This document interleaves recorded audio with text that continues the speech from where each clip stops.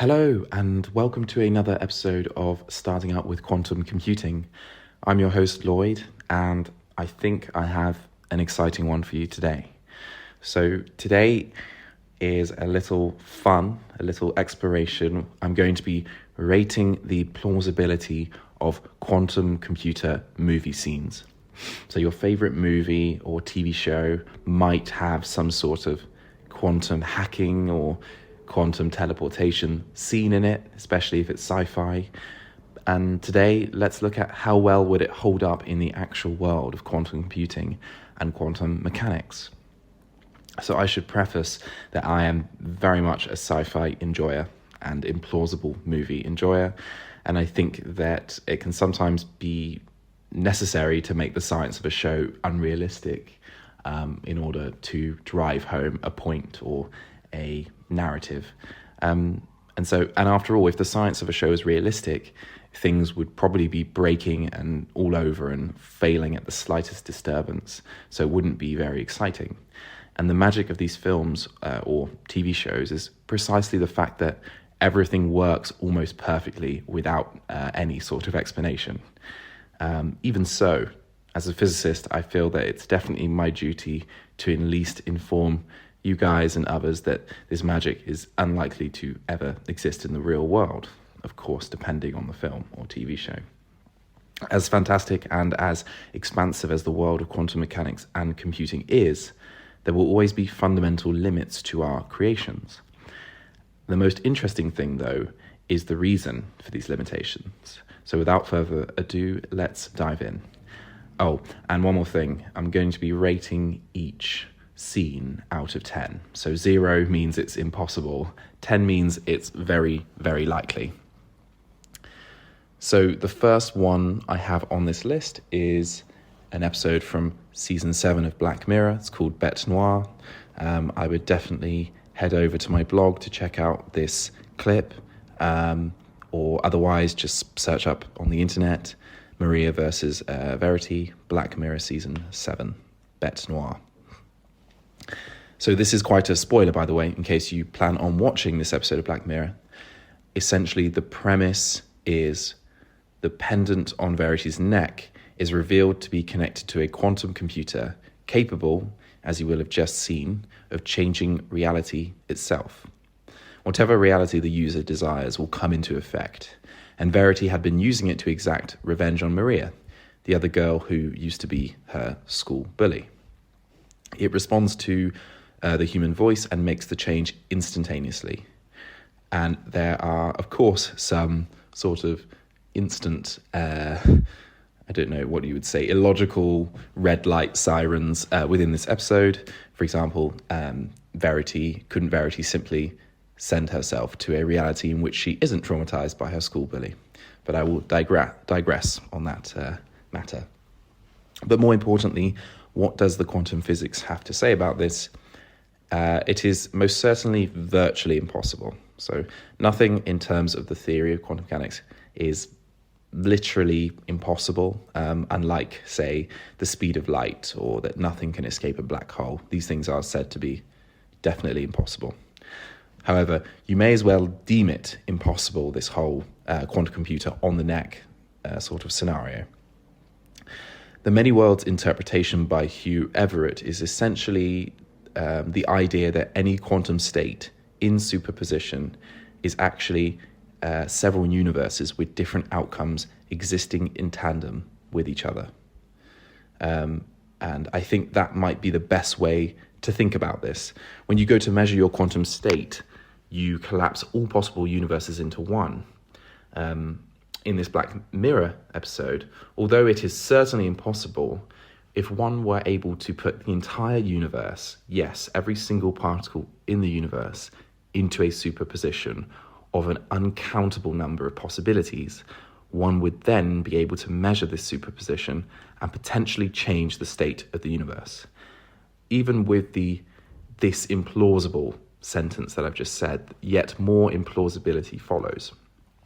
So firstly, the golden law of quantum computing is that you can't choose deterministically what you measure. So you can't be certain of what you're going to measure. You can only increase the probability of measuring something to a high level. This would mean that in the real world, the quantum computer would often fail and not give you the result you want. Secondly, you'd have to create a custom quantum, I suppose I could call it an algorithm, but not really, capable of generating a superposition of realities based on your voice command. And that is, the complexity of that is unthinkable. So it's unthinkably impossible. And the last important point to mention, which is probably the elephant in the room, is decoherence. On the smallest of scales, decoherence breaks a superposition. That's why quantum computers in real life are error-prone.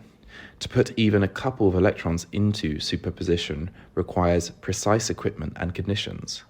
The largest thing currently to be put into superposition is a sapphire crystal weighing at about 16 micrograms. And that is a huge achievement, by the way. That's a huge object. That is incredible that something as, obviously still microscopic, but something as large as that has been put into superposition. But the point I'm making is that it remains impossible to put anything macroscopic into superposition, something like a football, say. Decoherence would take effect immediately and destroy the superposition. So overall, I'm going to give this plausibility rating 1 out of 10. So the second thing that I'm going to be looking at is Marvel's Ant-Man. I think you might have seen this coming. It's an incredibly cool scene where Ant-Man's regulator starts to malfunction and he loses the ability to stop himself from shrinking. So I would definitely go and check this clip out. It's on YouTube under Ant-Man, the Quantum Realm. So as he continues to shrink, his surroundings change. First, he's the size of a large molecule. Then he becomes the size of an atom. And then finally, he becomes subatomic. And subatomic is the realm of electrons, of quarks, of particles that are quantum in nature and that are the real forces behind how particles on a large scale work. And at this scale, particles do not behave in deterministic ways. Say, for example, you wouldn't quite be able to pin down where an electron was. It would instead remain shrouded in a cloud of probability. And as well at this scale, quantum effects become more dominant, meaning, indeed, if it were possible to shrink someone to this size, that person would start to feel those quantum effects and experience them in a sense. You might find that you would start entangling with other subatomic particles, meaning both your and the particle's very existence would become intertwined. You may also find that you aren't existing in one local space, but instead in a probability of many different spaces and realities. You may start to quantum tunnel continuously through different objects. At the smallest of scales, this is rather likely. The atoms on your body would both exist as waves and as particles at the same time.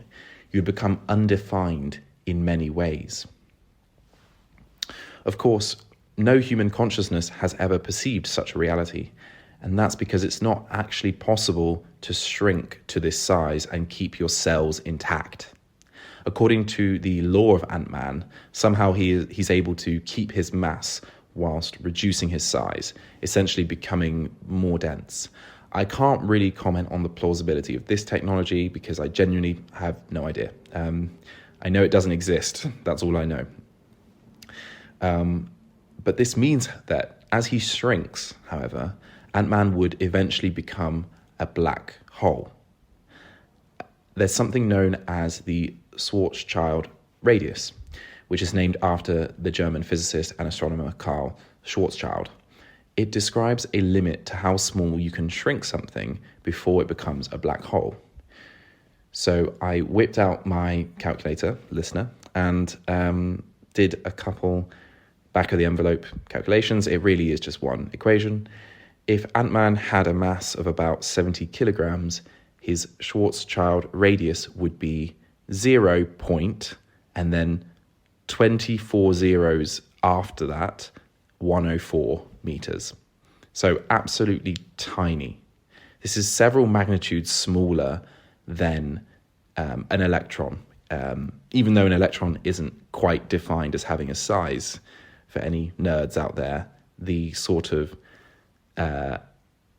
normal maths calculated size of an electron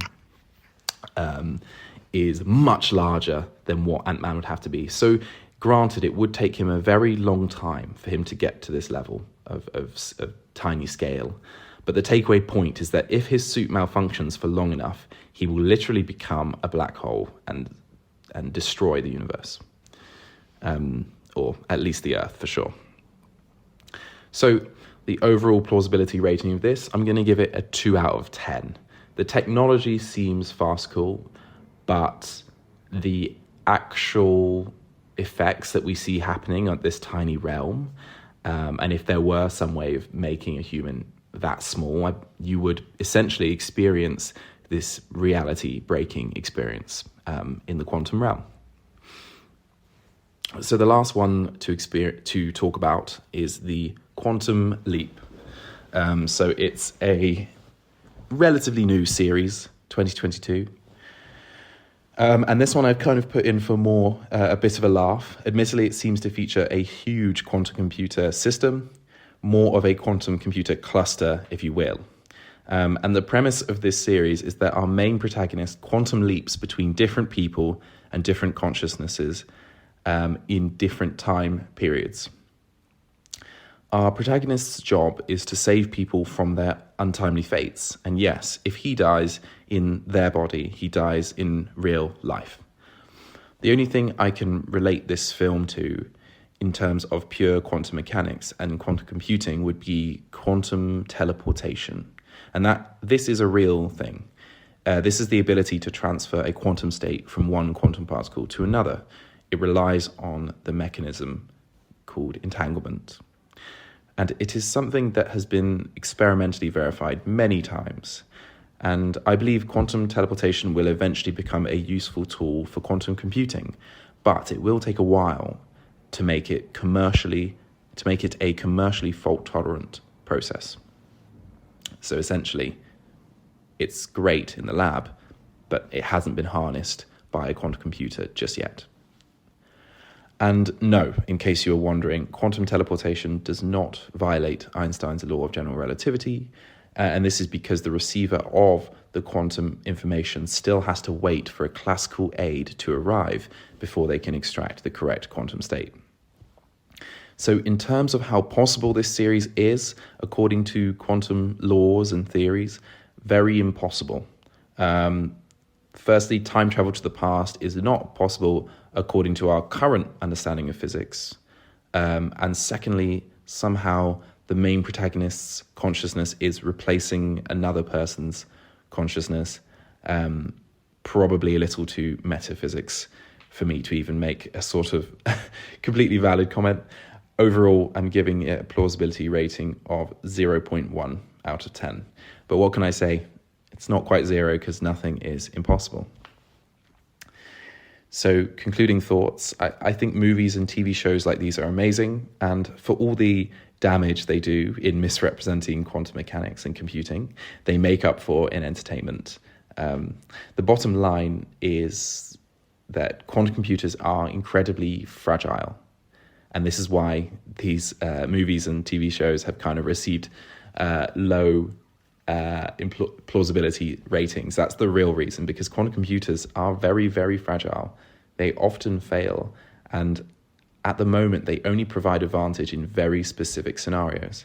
However, perhaps in 20 years' time, quantum computers will be the golden standard of technology, capable of blowing all our expectations out of the water. But until then, I think I will tune in to another episode of Quantum Leap. Thank you very much for listening to another episode of Starting Out with Quantum Computing. I've been your host, Lloyd, and if you find this series very, very entertaining, please share it with a friend who you think might also enjoy. Until next time, bye-bye.